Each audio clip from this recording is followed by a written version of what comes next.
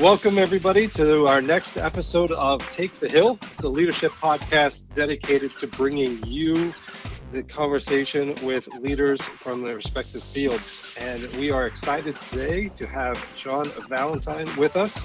So I am going to turn over the show to Dean Tanzilli from the Rollins School of Business at Point Park University, who is coming back as a guest host for a second time. So, Steve, we look forward to having you again today, as well as John. And the show is yours, my friend. Well, thank you, Patrick, and thank you for having me back. We'll see if we do a little better on the second time around.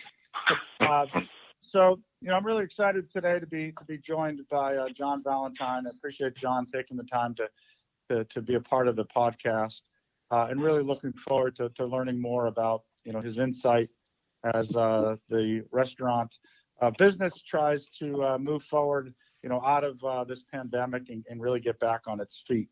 The downtown market, is obviously so important to Point Park University. We have close to 1,100 students that live here and frequent many of the restaurants, and so getting a good perspective on where things stand, I know will be very beneficial to them as they get excited about returning to campus in the fall. So, John, you are executive director of the Pittsburgh Downtown Community Development Corporation. The organization was formed about 8 years ago in 2012, and the goal was to help turn the Golden Triangle with its growing residential population into a true neighborhood and to lend a hand to its smaller retailers. And I've been involved in the downtown market for a long time, and I have seen such a positive transformation over the last couple years in terms of new hotels and restaurants and new shops.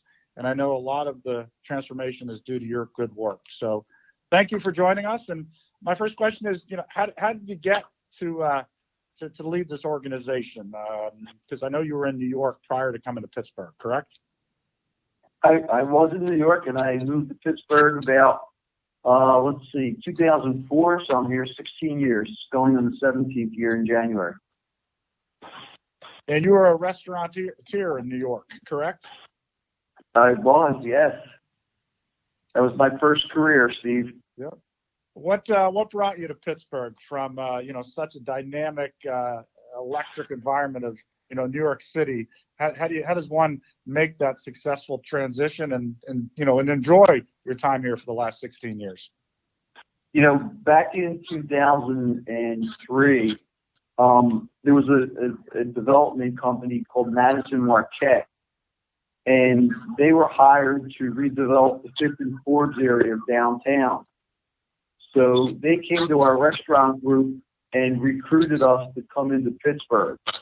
So I was the gentleman who kind of was volunteering and drafted at the same time to come here and work on a new restaurant. Well, we had a change of mayors then, and the new mayor, who was a really good guy, I got to know him, that was Mayor O'Connor, but he went in a different direction, and Madison Marquette didn't do the project. So I was already out here, and I said, I'm going to stay here for 3 months, and then I'm going to head back to New York. And 3 months is now 16 and a half years later. So, and I love it here. What are some of the driving goals of the organization? Well, we represent not only small businesses, but we represent residents. Mm-hmm. So one of the goals is definitely to increase residential population. And we do that through, promotion, through representing the residents, through working with developers. And you can see that there's been a really substantial increase in the residential community downtown. Mm-hmm. But we also feel that there's a lot of amenities that go into that. And that's why we also promote the business sector, and different projects that we, third Tuesday happy hours, where you're not only getting the residents in the same area, but you're promoting restaurants. and a lot of projects like a dining group and a book club. Even we were pleasantly surprised to find out that there was a really large writer population in downtown Pittsburgh, and we started a writers group. So we do a lot of different projects that's really geared towards creating a great downtown. And the city has been, honored with being recognized on multiple occasions for being one of the most livable cities. Pittsburgh is considered a food destination. And I know I tell our students all the time that, it wasn't that long ago where you only had energy maybe on a Friday or Saturday night. Tuesday, Wednesday, Monday might be kind of dead in town. But now, Yes. It's busy all the time. And there's this great energy and engagement with so many of the small businesses that I know your group has had a hand in bringing.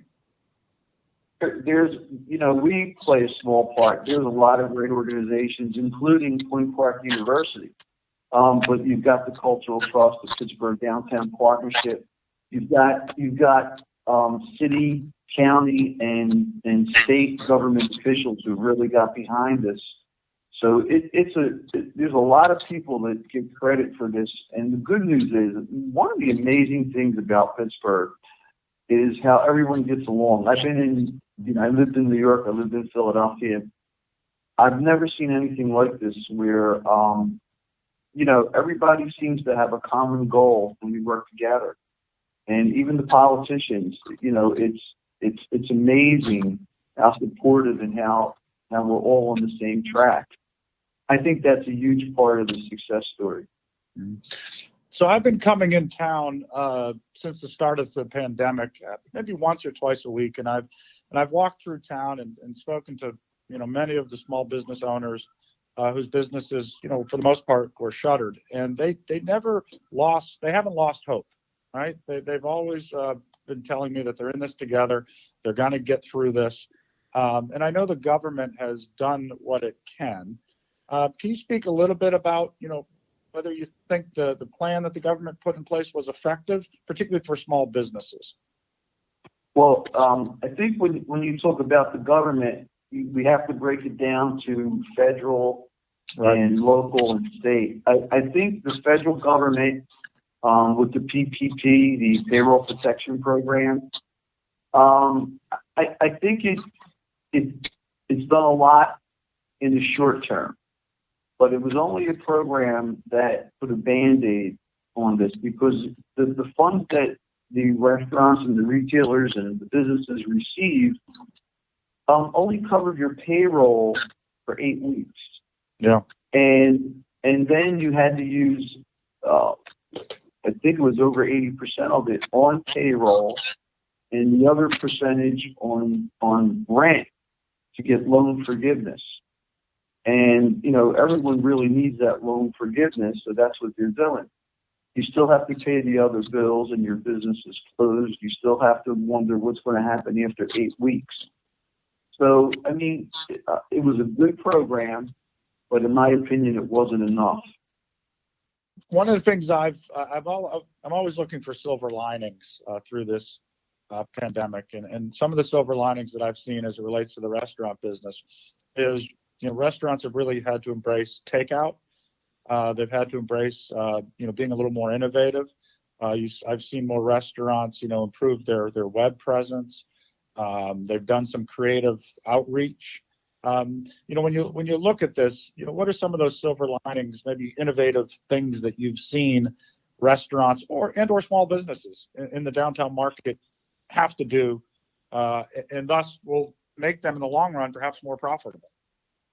I think that's a really good question, Steve. And I think you said the main thing. It's ordering online, take out, pick up, doing the things that are necessary. One of the things is selling gift cards.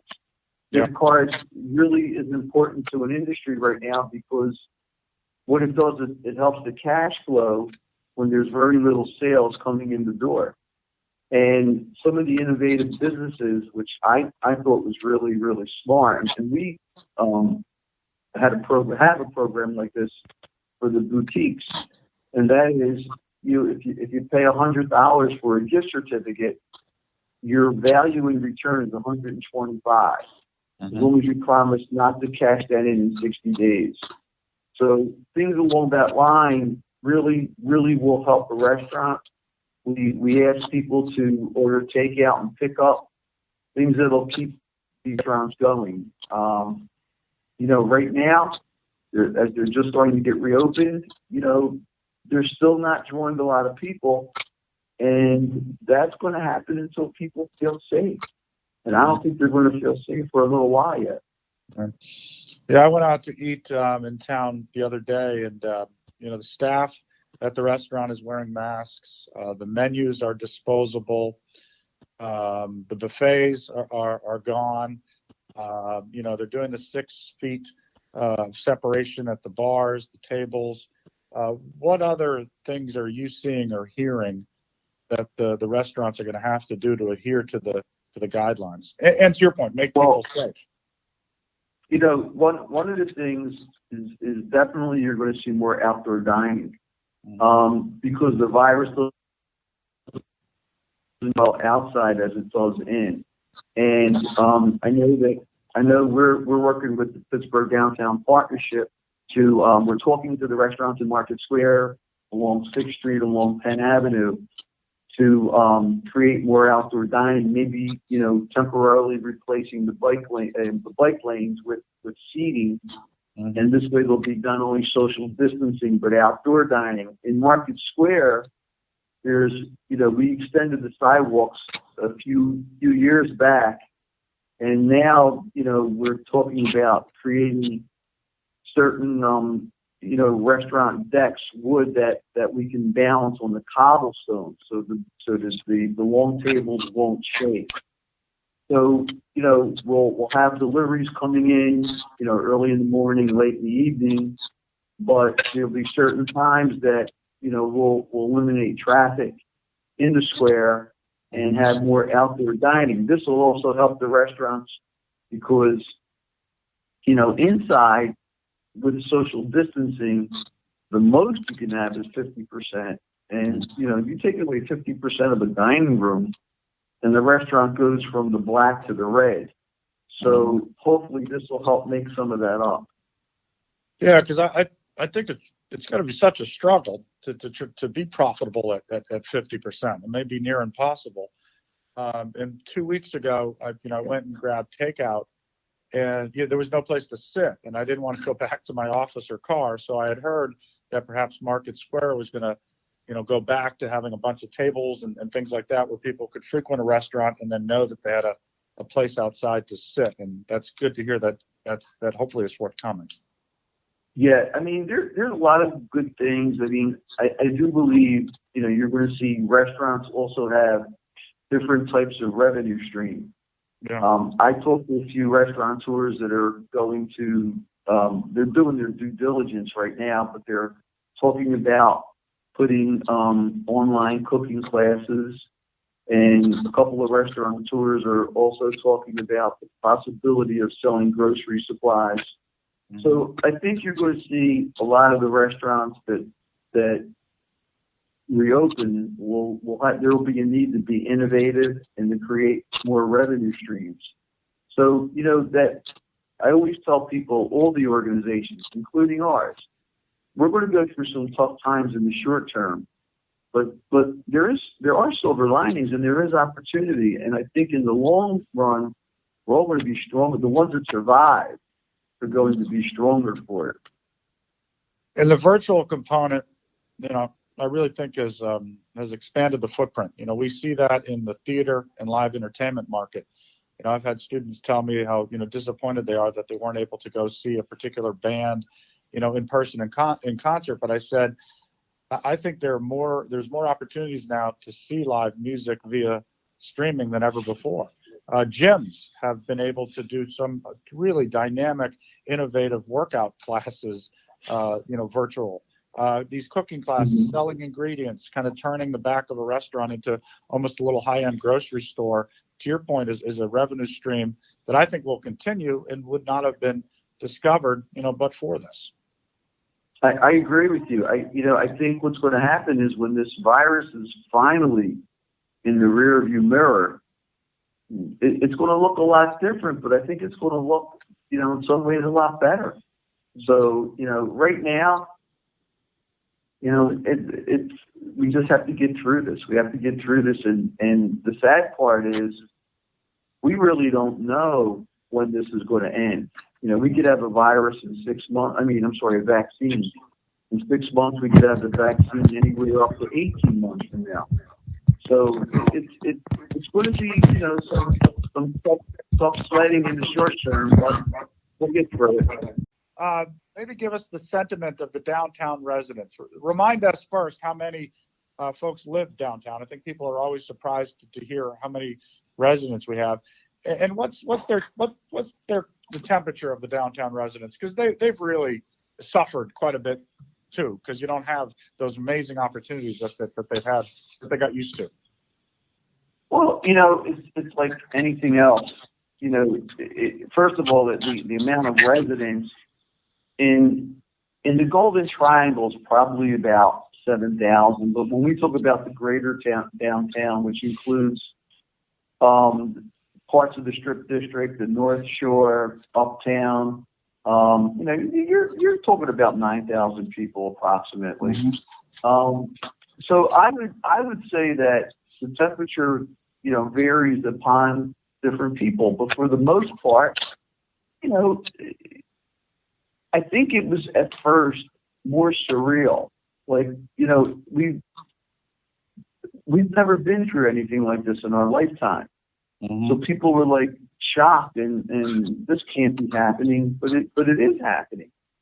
And I think as it went on and people, became like, okay, this is real and it's affecting the whole world. I think there's a strong will to people in Pittsburgh, people in America. And I think that's the same for the residential community. The residential community has been very supportive.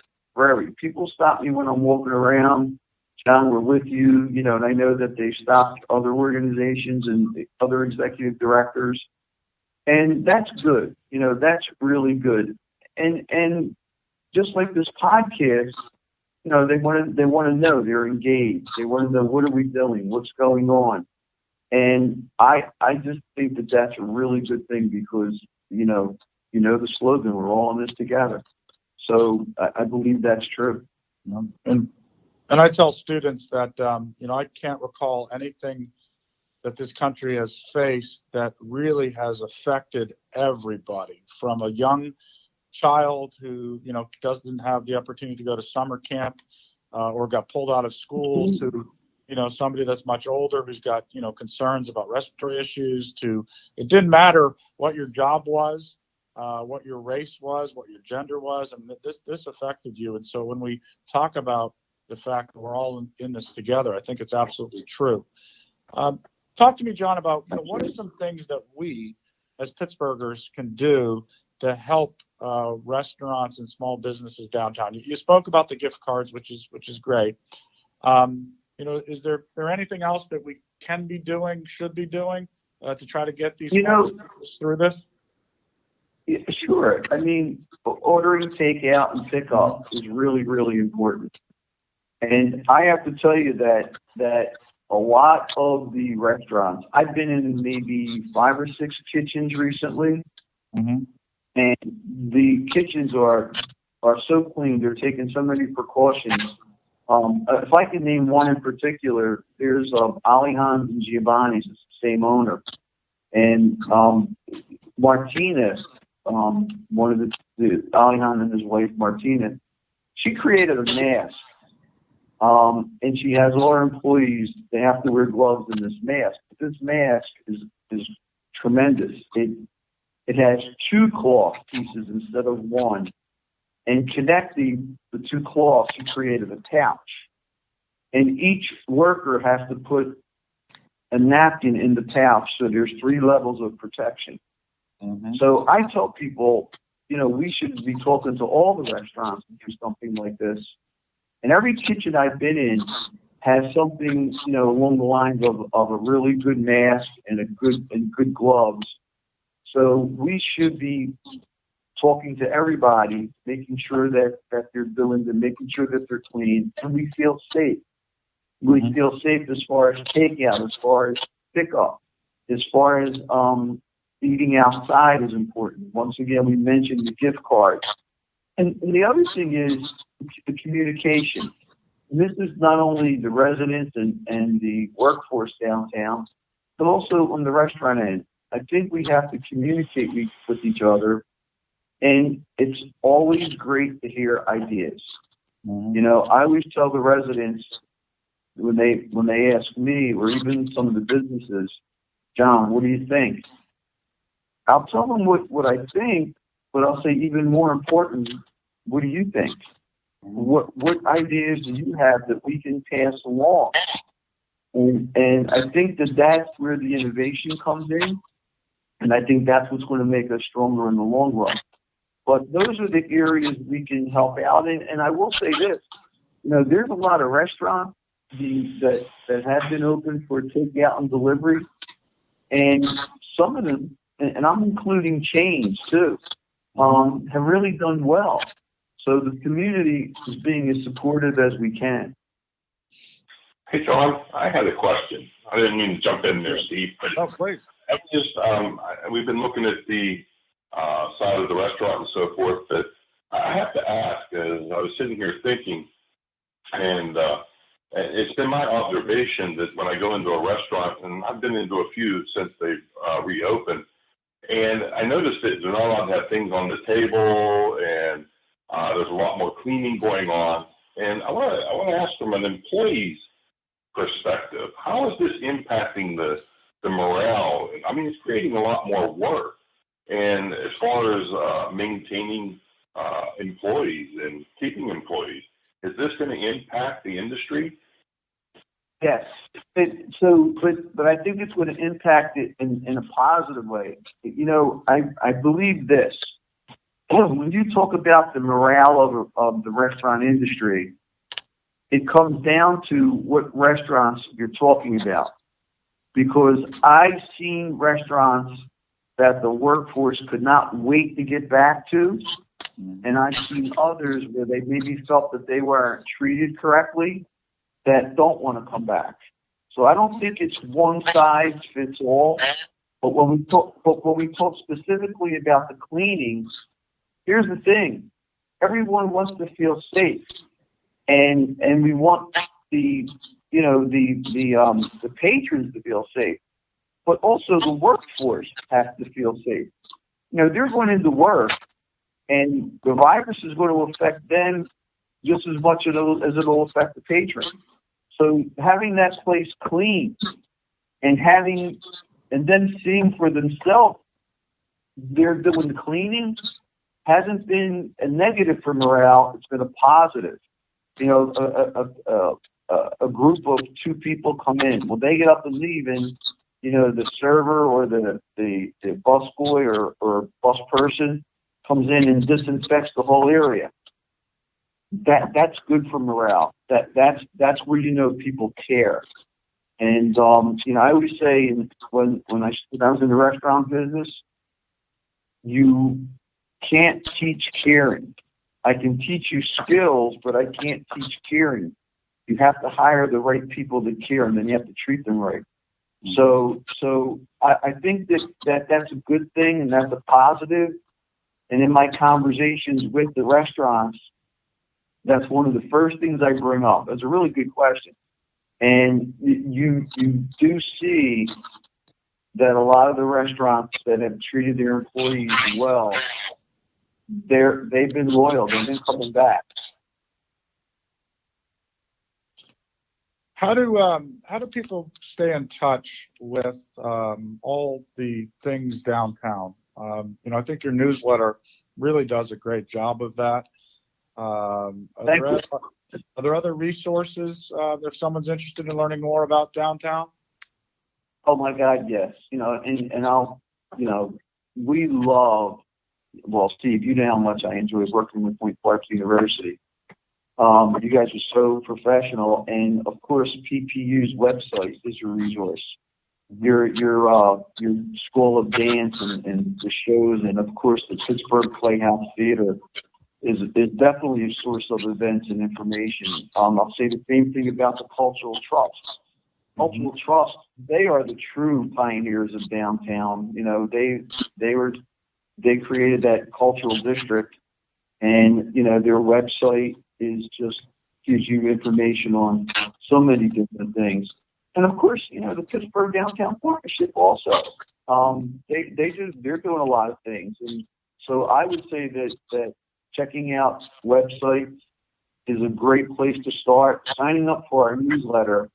Our newsletter is called The Downtowner, and it comes out every Tuesday morning, and we try to keep you informed on everything that's going on. We have a calendar of events where we include Point Park University, the Trust, and even the small theaters like Bricolage and Pittsburgh Playwrights Theater and Arcade Comedy and Liberty Magic. But even more than that, in this time, we have an updated directory that's continually updated. It's updated Monday through Friday of what restaurants are open, what are their hours, who's doing takeout, who's doing where you can sit in. And you know, that'll let anyone who's looking to patronize a restaurant downtown know exactly what's going on.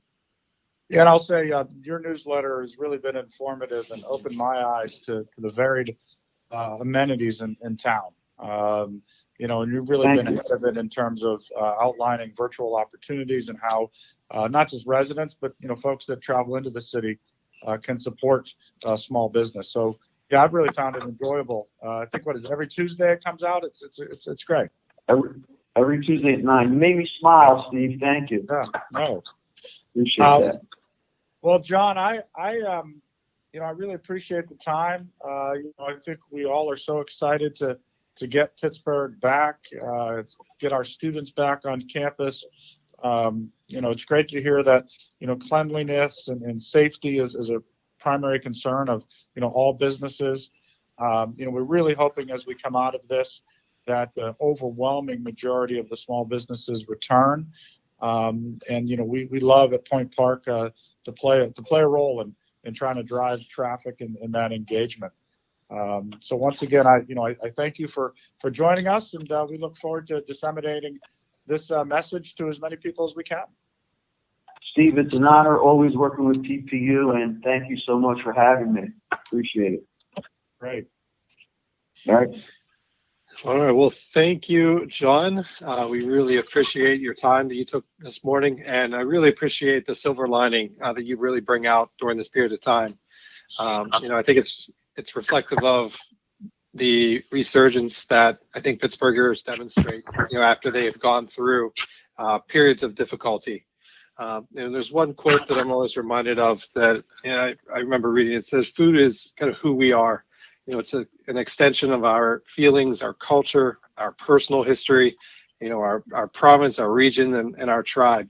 And I think if you really want to get to know somebody or make a friend, you know, share a meal with them, because I think if they give you their food, they tend to give you your heart. And that's representative of the passion that goes into a lot of the local restaurants and the individuals that are working within that restaurant, as well as just the entire Pittsburgh region and communities that we have around us. So thank you for that. All right. Any final thoughts, Steve or Dennis and John, before we close the show today? I just want to appreciate what John has provided for us and the insight to the future of Pittsburgh. And as you know, Patrick, I liked your quote there. You know that I'm a big fan of food, and I must have a lot of friends then, because I enjoy it so much. But again, I appreciate you coming on the show, John. Thank you, Dennis. You know, if I can just add one last thing. We talked about, you know, the organizations that are doing so many good things. I think that's what makes Pittsburgh a great city. Mm-hmm. I really do believe that a great city isn't necessarily the size. It's how much the people care. And what we have unique is there is a Pittsburgh pride here. And I think that's what makes us great. And I'll tell you what, I know I'm going to repeat myself, but all the great things that Point Park University is doing just is tremendous. And I can go on, but I want to thank everybody from Point Park. Thank you, John. Thank you, guys. Really appreciate the conversation. Yes, thank you. Great. And John, we'll make sure to not only highlight the Downtowner and how individuals can sign up in the weekly show notes, but we'll be sure to also include some of the links to those various websites that connect individuals to Pittsburgh as well, just to extend the reach as much as we can help contribute as well. So, Thank you. our pleasure. So thank you again for John Valentine for his time and conversation this morning. Thank you, Dean Tanzilli from the Roland School of Business at Point Park for stepping in as guest host today. We think you did great. So we'll see if we can extend your contract a bit more. Well, I'm just hoping that maybe you and your wife invite me over for dinner sometime. So, you know, Perhaps. you're going to throw out cooking quotes. You know, I should be invited, right? We'll try. So thank you again. My pleasure. So everybody, again, all of our listeners from around the world, thank you for joining in this episode of Take the Hill. Again, we want to thank the Roland School of Business, John Valentine from the Downtown Community Development Corporation, and all of you who take part in the production of these episodes. We truly appreciate your time and support. And again, if you have any questions, comments, please send them our way because we're actively listening to them. And we look forward to seeing you on our next episode.